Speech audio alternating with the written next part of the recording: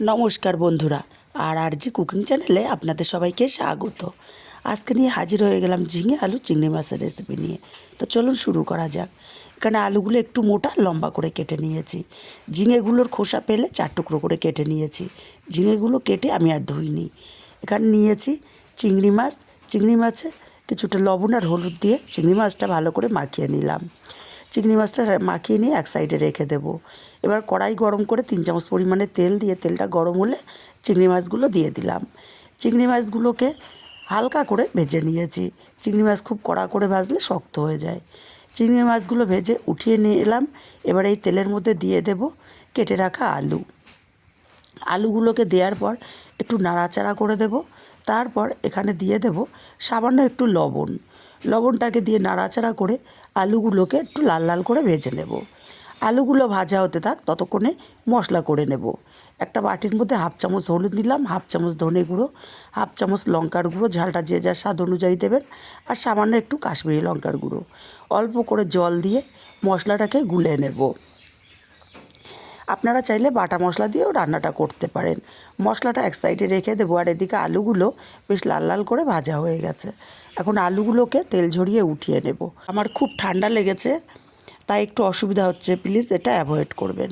আলুগুলো উঠিয়ে নিয়ে ওই তেলের মধ্যে 1/2 চামচ কালো জিরে দিলাম, আর দিয়ে দিলাম পেঁয়াজ কুচি। পেঁয়াজ কুচিটাকে নাড়াচাড়া করে হালকা লাল করে ভেজে নেব। পেঁয়াজ কুচিটা যখন এরকম হালকা লাল ভাজা হয়ে যাবে, তখন গুলে রাখা মশলাটা এখানে দিয়ে দিলাম। মশলাটাকে দিয়ে সময় নিয়ে ধৈর্য ধরে খুব ভালো করে কষিয়ে নেব। মশলাটা কষাতে কষাতে মশলা থেকে তেল ছেড়ে এলে এখানে দিয়ে দেব ভেজে রাখা আলুগুলো। আলুগুলোকে দিয়ে মিনিট 2 মশলার সঙ্গে এইভাবে কষিয়ে নেব। মিনিট 2 আলুগুলোকে মশলার সাথে কষিয়ে নেওয়ার পর কেটে রাখা ঝিঙেগুলো দিয়ে দিলাম। ঝিঙেগুলোকে দিয়ে হাই ফ্লেমে মিনিট 2 কষিয়ে নেব। এতে করে ঝিঙেগুলো ভালো মতো কষানো হবে, না হলে ঝিঙে থেকে জল ছেড়ে দিলে ভালো মতো কষানো হবে না।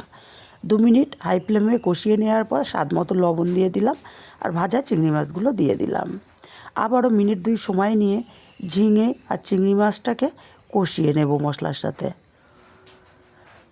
তারপর এখানে দিয়ে দেব পরিমাণ মতো জল। আমি জলের পরিমাণটা খুব বেশি ব্যবহার করছি না, কারণ ঝিঙে থেকেও অনেকটাই জল বেরোয়। ভালো করে নাড়াচাড়া করে মিশিয়ে দিয়ে ঢাকা দিয়ে 5 মিনিট রান্না করে নেব। 5 মিনিট পর ঢাকাটা খুলে নিলাম। এখন নাড়াচাড়া করে দেখে নেব আলুগুলো কতটা সেদ্ধ হলো। আলুগুলো এখানে সুন্দর মতো সেদ্ধ হয়ে গেছে। এখন এখানে 1/2 চামচ ভাজা জিরের গুঁড়ো দিয়ে দিলাম।